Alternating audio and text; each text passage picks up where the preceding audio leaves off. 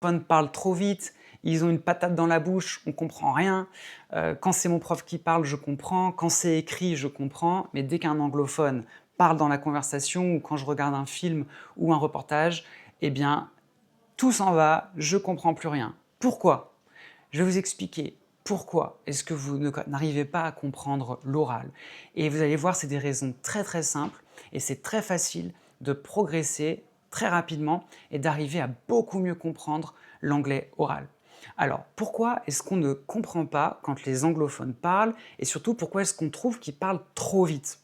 Alors, les anglophones parlent pas beaucoup plus vite que nous quand on parle français. Hein, il n'y a pas une accélération particulière quand on parle anglais. C'est juste que quand on entend une langue étrangère, notre cerveau met plus de temps à décoder les signes, donc on a l'impression que ça va trop vite. Ça, c'est déjà une chose. Ensuite, il y a un deuxième phénomène qui est le fait que quand on dit des choses évidentes ou des choses que tout le monde sait, ou qu'on utilise des mots vraiment très courants, très évidents, on va les prononcer plus vite et de manière moins audible. Donc vous pouvez être sûr que quand un anglophone se met à parler extrêmement vite, c'est probablement qu'il est en train de vous dire quelque chose de très évident.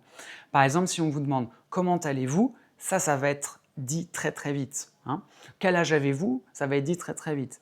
Malheureusement, les douaniers, par exemple, quand vous arrivez aux États-Unis et qu'on vous interroge sur les raisons de votre venue sur le territoire, ils vont aussi parler très très vite parce que toute la journée, ils répètent les mêmes questions. Du coup, ils compressent, ils compactent. Donc ça, c'est un premier phénomène.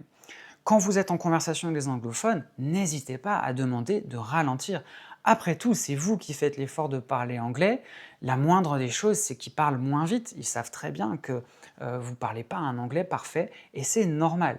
D'ailleurs, eux, s'ils ne parlent pas français, franchement, vous avez du mérite.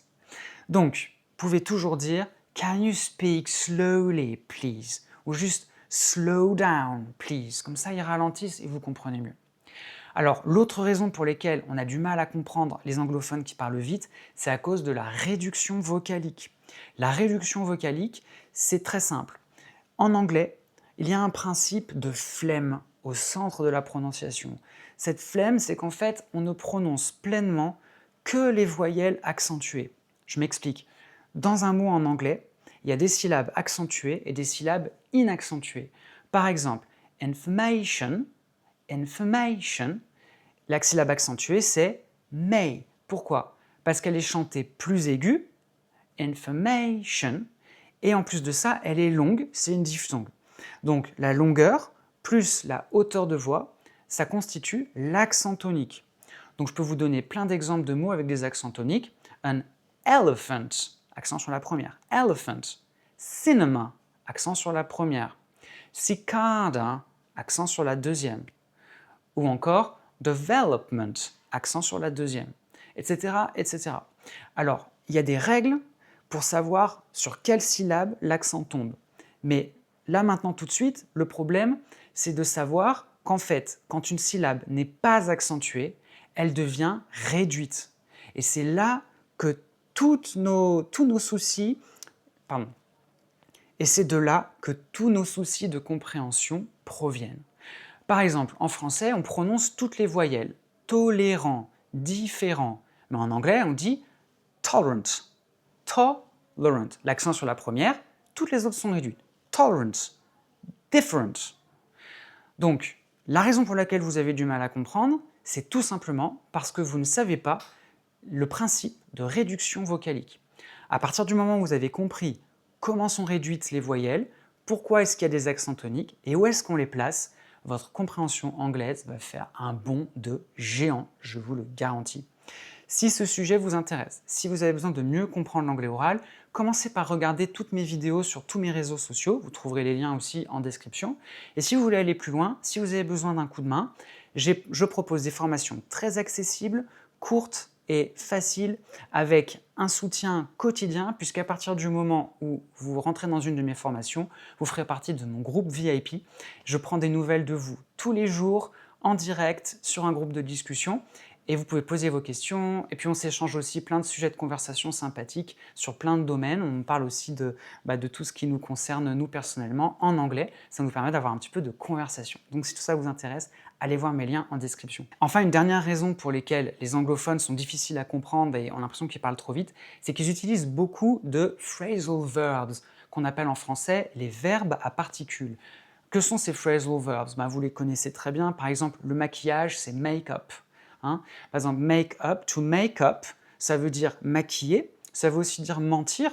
Les deux sens sont la même raison, c'est masquer en fait, make-up.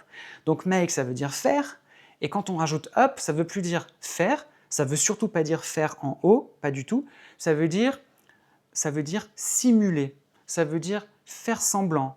Make-up, le maquillage, ou he makes up lies, ça veut dire il fabrique des mensonges, il ment. Donc make up, je rajoute up, ça change le sens. Alors comment ça marche les verbes à particules? En fait, les verbes à particules, il faut comprendre le sens de la particule.